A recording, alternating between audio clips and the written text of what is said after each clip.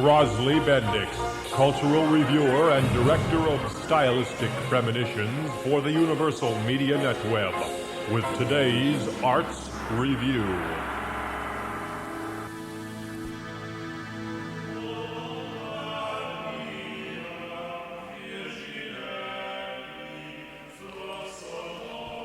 Good, hello. This is Crosley Bendix. Today's review concerns itself with advertising, with commercials in electronic media particularly. Now, this is not a review of any particular commercial. Their individual little baby lives are hardly long enough to justify praise or disparagement. No, I wish to speak, as usual, categorically. Because these expensive little blips of coercive fantasy have a cumulative effect on our fun-drenched consciousness, which is somewhat reminiscent of being swarmed by killer ants.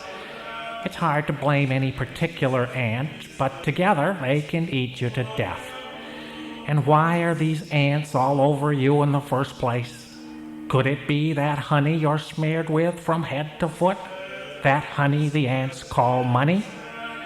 And how do these man-sized ants called advertisers remove this honey they call money from your person? This is most amazing. They use little electronic pincers to deposit a message in your brain so that at some later time, when you're in the vicinity of the subject of their message, you will actually follow the message's instructions and, as they say, reach out for it. We see or hear well over 1,000 commercials a week. Considerably more if you sit through those late movies with up to 9 commercials stacked back to back within breaks occurring every 9 minutes. Of course, the only reason we don't shoot our TV with a high-caliber handgun like Elvis had the guts to do is probably because the movie is not good enough to make the interruptions intolerable. Commercials, you see, are interruptions in the programming you tuned into. Yet we hardly notice them as such, being thoroughly acclimated to a quality of programming which is generally designed to be interruptible.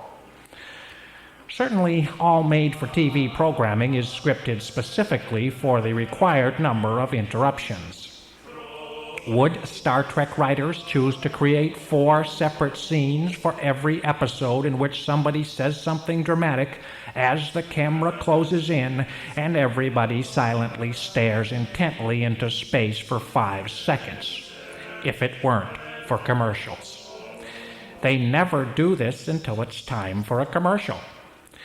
It's designed to give the commercial interruptions a sort of role in the script. They become integrated in the plot flow by occasioning a frozen standstill in the action which can go no further until an extraneous inevitability accomplishes its message mission. The fact that the message has nothing to do with the story no longer seems out of place to modern sensibilities, which have been trained by electronic media to expect discontinuity and distraction as necessary to any form of content coming to us over broadcast media. But I have noticed that the way this succeeds is to keep the content at a certain level of quality which is barely competitive with the quality of the interruptions. Yes, once you find yourself truly and deeply engrossed in programming because it is unusually excellent or just seriously unusual, then the commercial interruptions with their extraneous trivialities look stupid and annoying. Thus, the network's standards of content quality rather unconsciously promote ideas and productions which drift along at some mid-level of correct mediocrity that won't regularly make the commercials appear trivial, stupid, or annoying by comparison. To do otherwise would be to goose the golden gander. But once you get the idea firmly in your head that all commercials are arbitrary and alien interruptions of something which would work much better without them, resentment is hard to shake. In fact, our whole sense of story or performance duration is now not only filled with interruptions, but strictly limited to overall lengths of time, which are determined not by the internal needs of creativity, but by the arbitrary, rigidly uniform time blocks determined by our commercial media clock. Even public media cannot seem to escape this, even though they have no perceivable need to adhere to it. Just as in commercial media, public broadcasting presents programming which begins and ends on the hour or half hour. Now, a little artistic common sense suggests that there might possibly be a concept, story, or event which does not occupy exactly 30 or 60 minutes. There might actually be something best suited to 12 minutes or 42 minutes, but such unsymmetrical durations are scrupulously prevented from confusing us, even in public media, where there are no necessary constraints determined by a sales department which has divided our day into uniform blocks of saleable time. Or are there? Actually, these days, public broadcasting is surreptitiously sliding down the slippery slope of commercial competitiveness faster than at any time in its history. Of course, it divides up its programming into the very same duration blocks which commercial media uses because they see themselves in competition with commercial media. And they want to pick up channel surfers by beginning their shows at the same time commercial shows are ending. Dare I suggest that if public programming began and ended at any old place on the clock determined by the actual internal needs of the particular creation, they might keep as many people as they lose because when shows ended, there would be no place to go that was beginning. Public media's copycat obsession with numbers and ratings is a mystery in terms of artistic integrity, but apparently crucial when you have to justify your content to taxpayers and the Congress. Well, what about relying more on corporate underwriting as a route to alternative abilities? Forget it. It's just more of the same, only worse. PBS has now given up all pretense of non-commercial broadcasting because they now actually run commercials under the permitted guise of underwriting announcements. True, they only do this at the beginning and end of shows, foregoing the interruption factor for now, but the principle of no commercials is just as dead anyway. I remember clearly from a more principled time when underwriting announcements were just that, a voiceover sentence saying this program made possible by a grant from such and such corporation, and perhaps the logo name or logo only on screen for 3 seconds. Now they run blatant 10 and 20-second commercials for the sponsoring corporations.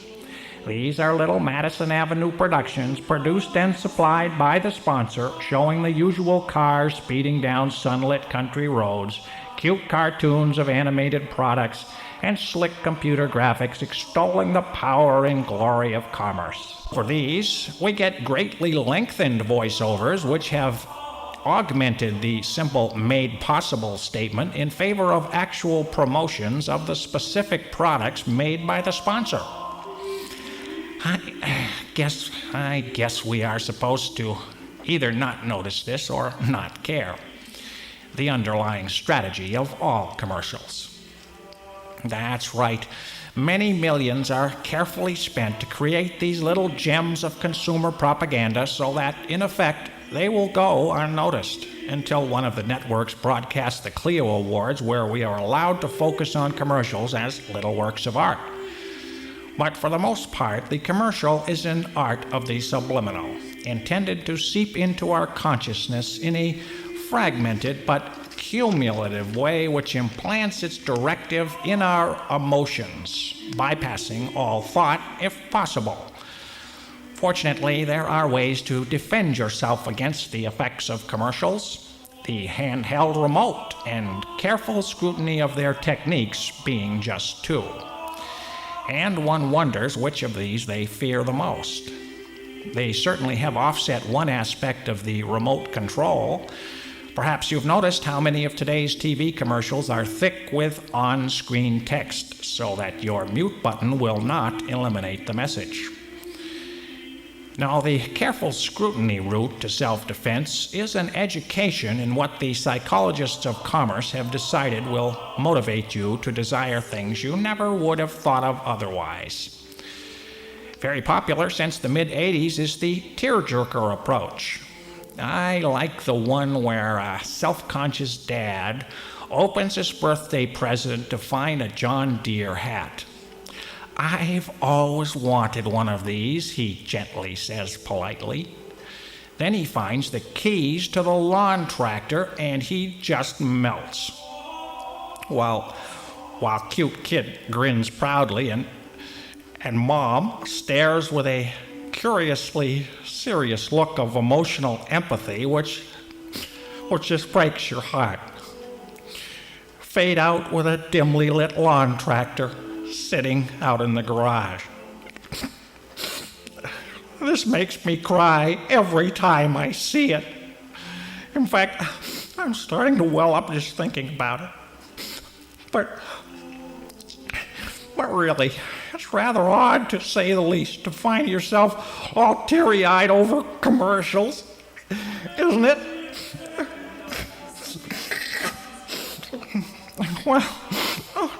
Well, I was going to move on to infomercials, which have somehow made an attribute of the annoyance factor while eliminating the interruption factor by becoming covert shows themselves. But I just can't go on in this condition.